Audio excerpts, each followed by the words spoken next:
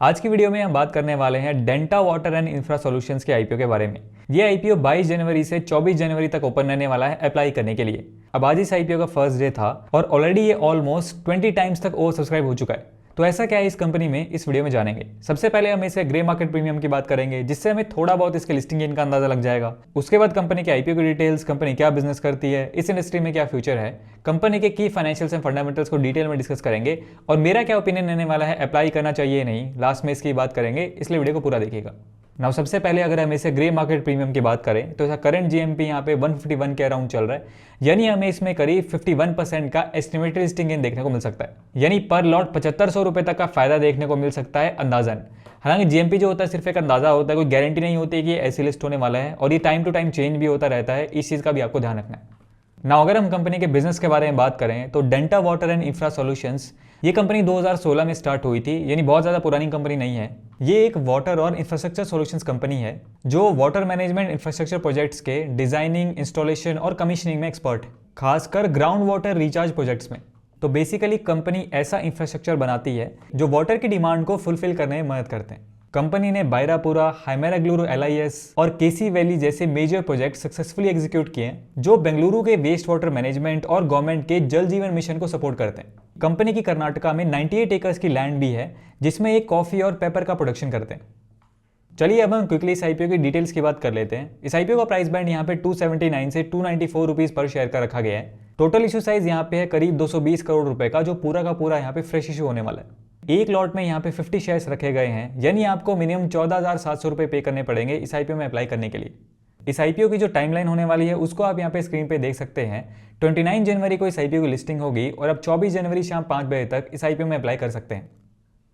इस आईपीओ के issue objective की बात करें तो कंपनी जो फ्रेश इशू से पैसा उठाने वाली है उसका यूज ये यहाँ पे अपनी वर्किंग कैपिटल रिक्वायरमेंट को पूरा करने के लिए यूज करने वाले हैं।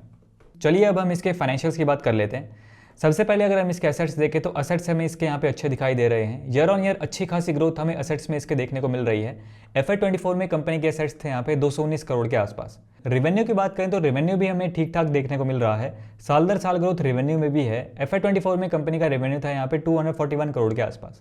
प्रॉफिट आफ्टर टैक्स की बात करें तो कंपनी यहाँ पे लास्ट 3 ईयर्स में प्रॉफिटेबल है। FY22 में कंपनी का प्रॉफिट था यहाँ पे 38 करोड़ के आसपास और FY24 में ये हो गया करीब 60 करोड़ के आसपास। तो प्रॉफिट आफ्टर टैक्स में भी ठीक ठाक ग्रोथ हमें यहाँ पे देखने को मिल रही है।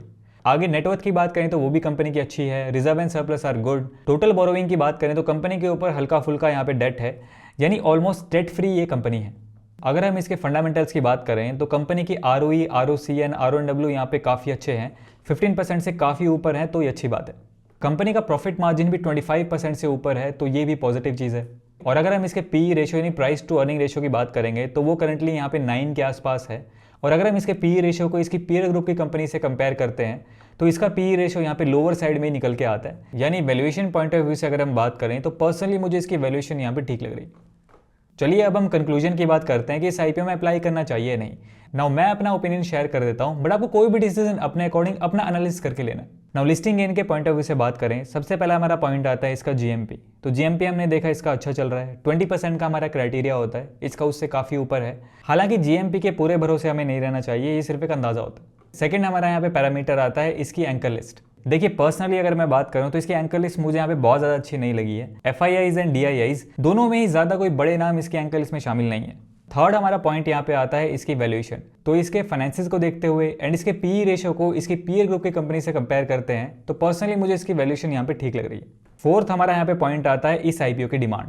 तो देखिए अभी इस आईपीओ को एक दिन ओपन हुए हो चुका है और अभी तक काफ़ी अच्छी डिमांड हमें इस आईपीओ में देखने को मिल रही है और मुझे ऐसा लगता है आगे भी ये जो डिमांड है ये कंटिन्यू होने वाली है। तो ओवरऑल सारी चीज़ों को देखते हुए पर्सनली तो मैं इस आईपीओ में यहाँ पे इंटरेस्टेड रहूंगा। बाकी आपको अपना डिसीजन अपने अकॉर्डिंग अपना एनालिसिस करके लेना है। आगे देखते हैं इसका जीएमपी एंड सब्सक्रिप्शन वगैरह कैसा रहता है, उसको मैं यहाँ पे टेलीग्राम पे टाइम टू टाइम अपडेट भी करता रहता हूँ, वहाँ पे आप ज्वाइन कर सकते हैं, लिंक आपको वीडियो डिस्क्रिप्शन में मिल जाएगा। आपको इस आईपीओ के बारे में क्या लगता है, आप क्या करने वाले हैं, कमेंट सेक्शन में अपना ओपिनियन जरूर शेयर कीजिए। आज की वीडियो में इतना ही। वीडियो पसंद आया तो इसे लाइक कीजिए। मेरा नाम है सुनील, मिलते हैं नेक्स्ट वीडियो में। Thanks for watching.